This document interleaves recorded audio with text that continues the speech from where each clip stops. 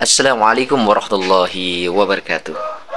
Sahabat channel Tuan Guru, kita lihat debat kemarin antara si Guru Gembul dan Gus Wafi. Kita lihat debatnya bagaimana dan hasilnya pada akhirnya. Yuk, tidak lama-lama, mari kita lihat bersama-sama.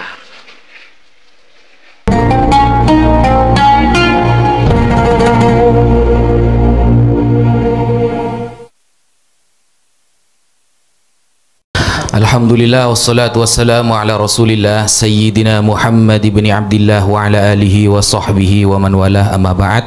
Yang saya hormati Pak Guru Gembul sebagai tamu dari Rabithah Alawiyah dan juga Habib Fikri Syahab yang sangat saya ta'zimi. Jadi di sini ada beberapa poin. Saya tidak menganggap bahwa apa yang disampaikan oleh Pak Guru itu murni dari pemikiran beliau. Karena yang saya lihat memang pemikiran yang disampaikan oleh Pak Guru Gembul itu muncul di beberapa media sosial, sehingga di sini saya anggap Pak Guru Gembul sebagai wasilah untuk menyampaikan hal tersebut. Dan saat ini bismillah saya akan menjawab sesuai apa yang saya pahami. Yang pertama, di sini Pak Guru menyampaikan polemik ini tidak keluar oleh Kiai Imad. Polemik ini tidak kemudian keluar dari Kiai Imad. Ini bisa saya benarkan. Mengapa? Karena begini. Pada umumnya orang yang berbuat baik 9 kali, berbuat jahat 1 kali, maka yang diingat adalah yang jahat. Jarang orang mengatakan ketika orang ini berbuat baik 5 kali, lalu kemudian berbuat jahat 1 kali, dia menghargai yang 5. Itu jarang sekali. Umumnya seperti itu. Sehingga ketika Pak Guru mengatakan bahwa ini munculnya bukan dari Kiai Imad, bisa juga saya benarkan. Karena memang Indonesia tentunya yang netizennya terkenal ditakuti di seluruh dunia, ya, itu sangat mempengaruhi pemikiran. Sehingga kadang ada beberapa orang yang menilai sesuatu memang dari media sosial. Tolak ukur kebenarannya dari komentar dan beberapa video yang ditampilkan baik di YouTube, TikTok, dan lain sebagainya. Nah, sehingga ketika seperti itu dijadikan sebuah hujjah, sebuah dalil, maka bisa saya benarkan bahwa dari dulu memang para habaib ada oknum-oknum tertentu yang pastinya ketika oknum itu muncul akan ada beberapa orang yang mengkritik. Nah, tetapi Kiai Imad kemudian memang bukan dari awal sebuah permasalahan, tapi beliaulah yang awal menjadikan wadah mereka semua, begitu. Yang saya pahami Pak Guru ya. Beliau menjadi wadah dari beberapa orang yang dulu-dulunya sudah banyak mengkritik para habaib, sudah banyak melihat para habaib dari baik dari oknum-oknumnya atau memang benci secara pribadi, wallahu a'lam. Kiai Imad di sini sebagai munsyi, pendiri, seolah-olah menjadikan wadah sehingga semuanya bersatu di sana. Nah, ketika semuanya sudah bersatu, mulailah kita tahu di media sosial apa saja kritikan yang selama ini terpendam, mungkin kata Pak Guru, terpendam, mereka keluarkan semuanya. Mereka keluarkan. Jadi saya benarkan ketika Kiai Imad bukan pencetus masalahnya, tapi Kiai Imad adalah pencetus wadah untuk mengumpulkan semuanya. Seperti itu. Kemudian yang kedua, anggap saja Kiai Imad adalah salah satu pengkritik. Jadi begini Pak Guru, awal mula saya terikut masalah nasab ini, saya sudah cerita di Nabawi TV, saya tidak sama sekali mau, karena saya tuh di YouTube biasanya cuma diskusi lintas agama Pak Guru. Saya tidak tertarik untuk masuk di dunia nasab, karena nasab ini dari dulu hingga sekarang itu adalah masalah dapur orang yang orang luar seharusnya nggak boleh bahas itu. Para ulama itu ada istilahnya nasabah, orang-orang yang ahli memang dalam bidang nasab, sama dengan dokter gigi. Lalu tukang tambal ban ikut-ikut ilmu dokter gigi, ngawur pasti. Nah, nasab ini tradisi di dalam Islam adalah yang mengatur adalah sebuah keluarga sendiri, ulamanya ada sendiri, kitabnya pun ada sendiri. Gak sembarangan. Baru sekarang terjadi ada orang yang tidak memiliki kredibilitas dalam berbicara nasab, tak pernah tercatat berguru kepada ulama nasab, tak pernah punya karya yang diakui oleh ulama nasab, dia berbicara nasab bahkan sampai taraf membatalkan. Itu yang kemudian menggiring saya untuk harus menjawab statement itu. Loh, kok lucu? Dulu orang yang bisa nasab, membahas nasab, itu minimal pernah belajar kepada guru yang memang mahir dalam hal itu. Itu tradisi kita di pesantren seperti itu. Ketika dia ahli fikih, maka dia itu harus benar-benar tercatat atau terkenal dengan bisa baca kitab fikih. Ketika ditanyakan masalah wudhu dia bisa, batal-batalnya, rukun-rukunnya. Nah, seperti itu. Nah, sehingga itu yang membuat saya untuk menjawab. Kemudian Habib Rizik banyak melakukan kisruh. Nah, ini yang saya katakan, Habib Rizik ketika dikatakan banyak membuat kisruh atau radikal, ini banyak statement dari banyak orang Islam ya. Bukan hanya orang Islam sebenarnya, orang kafir juga banyak. Karena dia Habib sehingga mereka takut mengkritik. Nah, ini yang saya katakan di awal, orang yang berbuat baik 10 kali dan berbuat jahat 1 kali, biasanya cenderung 1 kali yang akan terus dibahas. Dan ketika pembahasan itu sudah ada di media sosial dan berkali-kali, akan ada statement itu sebuah kebenaran. Kenapa kok tidak pernah ditampilkan Habib Rizik yang 4 bulan nginep di tenda saat tsunami di Aceh? Coba tanyakan kepada orang Aceh, kenapa itu tidak pernah ditampilkan? Kenapa ketika bencana di Gunung Semeru bisa datang ke sana? Saya ada teman-teman yang sampai sekarang melihat dengan mata kepala FPI, saudara, banyak menyumbangkan dan banyak bencana-bencana yang saya catat. Mereka ada di sana. Kenapa itu tidak pernah ditampilkan? Kok seolah-olah jeleknya saja yang dibahas? Padahal sejauh ini yang saya tahu, Pak Guru ya, yang saya tahu, beliau itu oke lah, mungkin dengan gayanya beliau kasar, kita tidak setuju, oke. Tapi yang saya tahu, beliau itu mengkritik apa? Tempat remang-remang, kezoliman, korupsi. Sama, saya kira beberapa tema sama dengan Pak Guru sebenarnya. Tetapi mungkin karena beliau Habib dan memang banyak media yang kontra, sehingga yang ditampilkan jelek terus. Dan itu menjadi sebuah kebenaran bagi sebagian orang. Itu yang mungkin perlu saya tanggapi. Ada yang mau ditanggapi Pak Guru? Saya meminta sebelumnya, biar kita tetap tidak berdebat kusir dan sebagainya, saya minta sekali lagi, ini mah kita nggak mungkin mereaksi sebuah fenomena dengan kata-kata.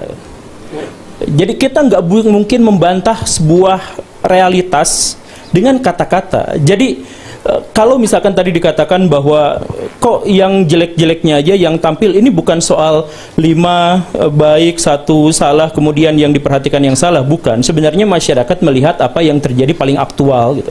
Jadi kalau misalkan Pak Habib Rizik dalam konteks ini yang paling aktualnya itu justru adalah yang baik-baiknya, maka masyarakat pun akan berbalik. Jadi sebenarnya bukan soal banyak atau sedikit, tetapi yang paling aktual secara psikologis seperti itu. Tapi sekali lagi saya gak akan berdebat soal itu karena ini adalah fenomena itu direaksi oleh kita. Misalkan kalau fenomena itu memonjokkan kita, misalkan ada orang yang mengatakan bahwa Pak Guru Gembul itu bodoh, ilmunya tuh dari Google dan lain sebagainya, maka saya tidak akan membantah dengan oh saya gini, enggak, saya akan tunjukkan bahwa ilmu saya itu sampai taraf ini gitu. Bukan, jadi ditunjukkan dengan kata-kata, bukan ditunjukkan dengan perilaku. Jadi ayo kita misalkan langsung kita berdiskusi saja soal ini, kan judulnya diskusi ilmiah kan, seminar lah ya. Jadi ayo kita samakan terkait dengan yang dimaksud dengan ilmiah itu apa gitu. Jadi kemudian kita bahas misalkan yang tadi ada klaim-klaim sebentar tadi itu terkait dengan bahwa nasab itu adalah urusan dapur satu generasi atau dinasti tertentu, sehingga yang lain kecuali pihak-pihak yang memang memiliki otoritas tidak boleh berbicara. Ya ayo kita berbicara tentang hal-hal yang semacam itu. Nah, kita misalkan masuk ke diskusinya. Gus Wafi dan Pak Syahab, saya mohon maaf. Kita diskusi dulu yang Gus Wafi dan Pak Syahab pahami soal diskusi ilmiah itu apa? Ilmiah itu apa? Kita sepakati dulu. Oke. Izin ya. Oke, bismillahirrahmanirrahim. Jadi sementara karena gini Pak Gembul, mohon maaf ya. Tadi itu sempat saya jawab karena saya memposisikan Pak Gembul adalah suara masyarakat yang sebagai wasilah saja. Ya, oke, kalau begitu, jadi ilmiah itu begini Pak Gembul. Di dalam kitab Lawami'ul Anwar yang ditulis oleh Al-Imam As-Saffaraini, jadi Islam itu memandang sebuah ilmiah kebenaran itu melalui 3 cara. Ya, yang pertama adalah al-hawasus salimah, panca indera yang normal dalam menangkap sebuah riwayat ataupun yang lain. Yang kedua adalah khabarus shadiq, kabar yang pasti benar.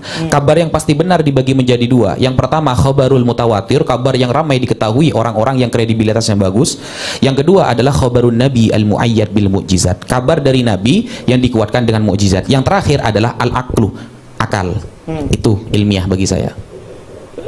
Bagaimana jadi oke, yang dimaksud dengan ilmiah adalah seperti itu. Jadi sebenarnya kalau ngambilnya dari kitab, saya mohon maaf, itu masuk dalam historiografi tradisional, bukan ilmiah sebenarnya, bukan metodologis. Jadi maksudnya gini, yang dimaksud dengan ilmiah itu artinya dia memenuhi syarat metodologis dan sistematika keilmuan. Apa itu sistematika dan metodologi keilmuan? Jadi maksudnya gini, ketika Gus Wafi tadi menyebut satu referensi yang dianggap otoritatif dan itu berasal dari kitab begini dan begitu, itu adalah kitab teologis. Kitab teologis itu didasarkan pada apa? Keimanan. Dan keimanan itu tentu saja tidak bisa disesuaikan secara epistemologis dengan studi akademis apalagi ilmiah. Jadi saya akan tarik ke lebih dasar dulu ya terkait dengan ilmiah itu. Mungkin Pak Gembul bisa menjelaskan ya, ilmiah versi Pak Gembul. Iya, ini ilmiah versi saya. Jadi bukan ilmiah versi saya, ini adalah ilmiah konsensus. Jadi yang dimaksud dengan ilmiah itu artinya sesuai dengan metodologi ilmiah dan disajikan dengan sistematika ilmiah. Apa yang dimaksud dengan metodologi dan sistematika ilmiah? Nah, yang sesuai dengan keilmuan. Ilmu itu apa? Ilmu itu adalah sistem pengetahuan. Jadi saya jelaskan begini ya. Tadi kitab tadi itu masukkan ke dalam kategori teologis. Kenapa teologis? Karena didasarkannya kepada kepercayaan. Sedangkan ilmiah itu didasarkan pada keilmuan dan pengetahuan. Kepercayaan dengan pengetahuan itu adalah 2 hal yang berbeda. Misalkan di sini ada nggak yang tahu ilmu tentang Allah? Gak ada. Yang percaya tentang Allah itu ada banyak di sini. Semua kaum muslimin itu percaya tentang Allah, tetapi tidak memiliki kadar pengetahuan atau ilmu pengetahuan tentang Allah. Bahkan diharamkan untuk mengetahui Allah karena tidak ada metodologinya. Jadi apa bedanya percaya dengan tahu? Coba misalkan di sini ada nggak yang tahu nggak yang dimaksud dengan tahu itu apa? Yang dimaksud, oh saya tahu bahwa Kiai Imad bikin tesis gitu. Nah yang dimaksud dengan tahu itu apa? Oke, saya jelasin. Yang dimaksud dengan tahu itu adalah penerimaan benak kita terhadap sebuah informasi yang terkonfirmasi secara indrawi. Itu tadi sudah dijelaskan sebenarnya. Jadi yang dimaksud dengan tahu itu adalah ada informasi dalam benak kita, informasi, dan kita terima informasi itu, tapi dengan konfirmasi secara indrawi. Jadi indrawi kita melihat. Jadi saya tahu di sini ada botol, tidak ada racunnya. Saya tahu bahwa di sini ada botol. Dari mana saya tahu? Apa yang dimaksud dengan tahu? Ada informasi dalam benak saya tentang botol saya, dan saya bisa membuktikannya secara indrawi, dengan tangan, dengan mata, dengan telinga, dengan lidah dan sebagainya. Itu artinya saya tahu ini. Dan itu berbeda dengan percaya. Misalkan saya jelasin, Gus Wafi, kemarin ada salam dari Pangeran Diponegoro. Kemudian Gus Wafi bilang, oke, titip salam balik. Itu artinya beliau percaya pada saya walaupun tanpa pembuktian indrawi. Oke ya, jadi itu yang dimaksud dengan percaya. Jadi saya percaya kepada Nabi Muhammad SAW bukan gara-gara saya bisa mengindra beliau, tetapi karena saya percaya, bahkan tanpa indrawi. Jadi ada informasi dalam benak saya terima. Makanya Islam itu pasrah kan? Artinya dengan atau tanpa pembuktian saya pasrah percaya pada sesuatu ini. Gitu. Itulah yang namanya iman. Nah, karena kepercayaan itu tidak didasarkan pada indrawi, ujungnya adalah agama. Sedangkan pengetahuan itu ujungnya adalah ilmiah. Pengetahuan itu setelah kita tahu, kemudian berkolaborasi dengan pengetahuan-pengetahuan yang lain menjadi sebuah sistem, maka itu disebut sebagai ilmu. Nah, kajian terkait dengan ilmu disebutnya ilmiah. Gitu. Jadi ketika misalkan kita berbicara tentang nasab, ayo kita bahas, kan kesepakatannya ya, kita bahas secara ilmiah. dengan metodologi ilmu. Nah, metodologi nasab yang tadi dibahas itu, saya mohon maaf dengan segala kerendahan hati saya katakan itu tidak sesuai dengan kaidah ilmiah, tidak sesuai dengan kaidah akademik. Makanya ketika saya menyatakan saya terpisah dengan Kiai Imad, saya menghormati beliau secara pribadi sama seperti saya menghormati Gus Wafi, tapi itu tidak sesuai dengan metodologi ilmiah. Salah satu contohnya, Gus Wafi pernah dalam perdebatan pertama itu dengan Pak Kori yang akhirnya dipermalukan pada yang waktu di Banten, itu. Ya, yang di Banten itu. Gus Wafi bersama Pak Rumail, bersama Pak Hanif Alatos itu mengatakan, kitab nasab mana yang mensyaratkan ada bukti sezaman, begitu kan? Betul. Itu artinya ilmu nasab tidak sesuai dengan kaidah ilmiah. Karena kaidah ilmiah berarti harus terbukti secara indrawi. Jadi maksudnya hal itu. Jadi saya misalkan ya, nanti kita diskusikan sama-sama. Oke. Gus Rumail dan Gus Wafi mengatakan bahwa atau misalkan Kiai Imad mengatakan bahwa nasab itu terputus selama 500 tahun. Terus Gus Rumail kemarin mengatakan, oh enggak, ada temuan yang kami temukan lebih baru lagi. Terputusnya hanya 150 tahun dan bahkan bisa segini. Misalkan begitu ya. Terputus 150 tahun artinya adalah saya seperti tadi. Saya ngomong sama Gus Wafi, Gus, ada salam dari Pangeran Diponegoro. Karena Pangeran Diponegoro dengan saya itu rentang waktunya 150 tahun. Beliau wafat tahun 1855, saya lahir tahun 1985. Jadi ada rentang waktu sekitar 10 tahun di mana beliau hidup dan saya ada juga, rentangnya 150 tahun. Secara akademik, secara ilmiah, bolehkah Gus Wafi menerima perkataan ada salam dari Pangeran Diponegoro? Secara ilmiah tidak mungkin. Tidak diterima. Karena apa? Karena tidak mungkin secara indrawi ada orang yang bisa mengkonfirmasi itu. Kan begitu rumusannya. Nah, jadi kitab nasab, saya mohon maaf, metodologi nasab, saya mohon maaf ya, ada beberapa masalah itu termasuk historiografi. Karena apa? Di antaranya adalah kritik terhadap sumbernya tidak didasarkan pada teks. Kritik sumbernya tidak bisa diuji secara empiris. Begitu. Oke, boleh saya jawab? Iya. Begini. Oh, berarti dari awal kita sudah berbeda metode ilmiah berarti ya. Kalau Pak Gembul lebih mengarah kepada indrawi. Sedangkan kitab yang saya sampaikan salah satunya adalah dengan indrawi. Kenapa bukti kitab sezaman itu tidak diterima oleh para ulama? Maksudnya itu tidak pernah ulama itu menyampaikan mana bukti kitab sezaman. Justru ini yang lebih ilmiah, saya buktikan Pak Gembul. Islam itu Pak Gembul, ketika ada orang bicara kepada saya, Ustadz Wafi, saya tadi melihat ada orang tabrakan di sana. Ya, otomatis saya secara indrawi tidak melihat. Maka hanya agama Islam. Pak Gembul bisa survei di agama yang lain. Karena mungkin Pak Gembul sudah mempelajari beberapa agama. Nah, survei, hanya Islam yang paling ilmiah. Tidak ada agama yang memposisikan akal paling profesional daripada Islam. Ketika ada orang mengabarkan kepada saya bahwa di sana ada orang yang tabrakan, sedangkan saya tidak bisa melihat itu adalah benar atau tidak, istilahnya dalam usul fikih yahtamilu sidqa wal kadzib, bisa jadi dia benar, bisa jadi dia bohong. Maka yang pertama kali dipandang adalah orangnya. Nah, bagaimana hadis Pak Gembul? Kalau sampai hadis sama ilmu nasab ini jauh lebih tinggi ilmu hadis Pak Gembul. Belum selesai. Santai Pak Gembul, santai. Ini akan saya buktikan bahwa pertanyaan kitab sezaman itu sama sekali tidak ilmiah. Nah, kenapa? Karena begini, kredibilitas yang dilihat itu adalah orangnya, bukan teksnya. Bukan teksnya Pak Gembul. Makanya ketika saya berdiskusi dengan orang Kristen, Kristen bangga mereka memiliki ribuan teks kitab suci, tapi tidak ketemu siapa penulisnya. Tapi Al-Quran Pak Gembul, kita bisa buktikan, baik mungkin Pak Gembul nanti akan meminta sanad, atau akan meminta manuskrip dan kredibilitasnya, kita bisa membuktikan bahwa ayat Allah ketika mengatakan inna nahnu nazzalna dzikra wa inna lahu lahafizun, kami yang menurunkannya dan kami yang menjaga, itu bisa dibuktikan. Kenapa? Karena dari 5 syarat hadis saja semuanya membahas orangnya Pak Gembul. Yang pertama, ittisalu sanad. Orangnya itu jangan sampai ada yang fiksi, apalagi fiktif. Harus benar-benar, kamu dapat dari mana kabar itu? Bahwa tadi ada orang yang tabrakan. Dari teman saya. Bener nggak ada? Nah itu dibuktikan dulu. Yang kedua adalah adalatul rawi Pak Gembul. Orangnya memang terbukti bukan ahli maksiat, tidak pernah bohong dan memang orangnya amanah.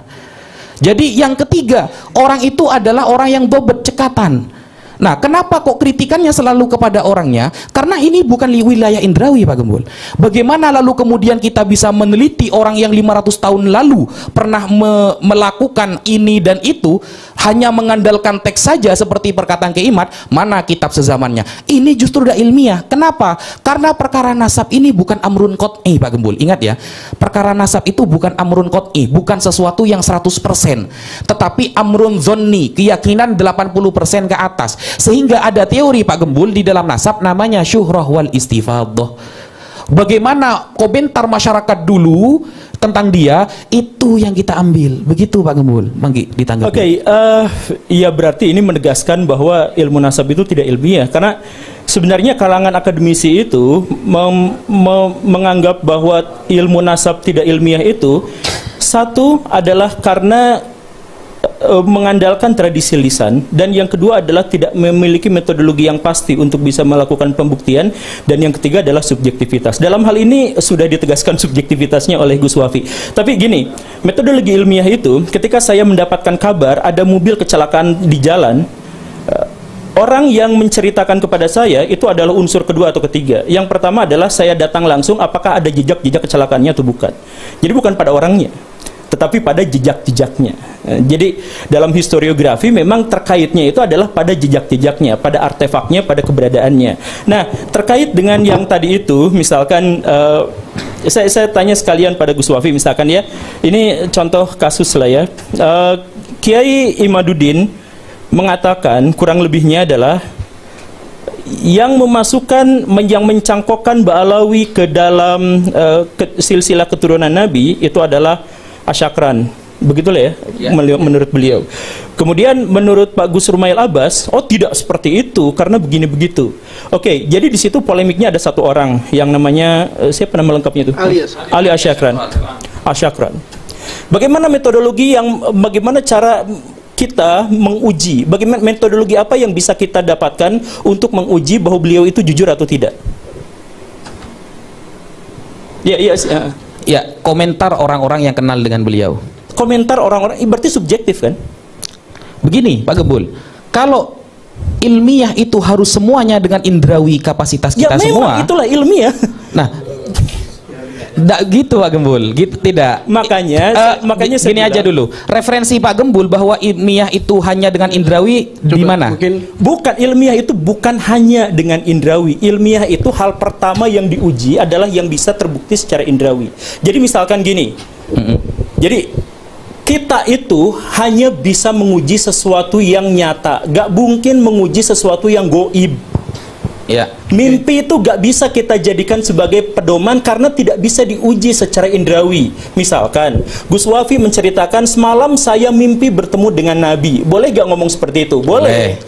Kemudian saya diwartakan seperti itu, boleh percaya juga boleh tidak. Tapi mau saya percaya atau tidak itu bukan pengetahuan saya, karena tidak ada metodologi khusus sampai sejauh ini yang bisa membuktikan apakah perkataan itu benar atau salah. Gitu kan? Oke. Nah, jadi karena tidak ada pengujinya, maka itu tidak disebut sebagai ilmiah, tidak bisa disebut secara akademik, tidak bisa diuji. Apa yang bisa diuji dari sesuatu yang goib? Sekarang ada pernyataan, ada seorang yang mengatakan bahwa ini begini. Dari mana dari mana metodologi yang kita gunakan untuk mengatakan bahwa dia telah jujur?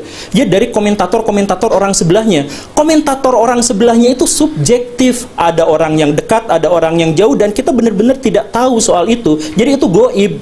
Nah ini jadi ini baru masalah dasar. Indrawi bukan satu-satunya. Ini justru malah level yang paling dasar agar kita bisa mengetahuinya secara ilmiah. Jadi kalau misalkan sejak awal sudah dikatakan bahwa ini subjektivitas, buktinya apa? Buktinya pengakuan seseorang diuji berdasarkan komentar orang di sekelilingnya, subjektif. Kemudian yang kedua, tidak didasarkan pada bukti-bukti sezaman dan sudah ditegaskan. Oke, sudah seperti itu. Dan kemudian yang ketiga itu subjektif, kemudian tidak didasarkan pada sezaman. Tidak sesuai dengan ini dan tidak memiliki metodologi verifikatif yang jelas, misalkan ya sudah selesai, artinya ini tidak lagi bisa ilmiah.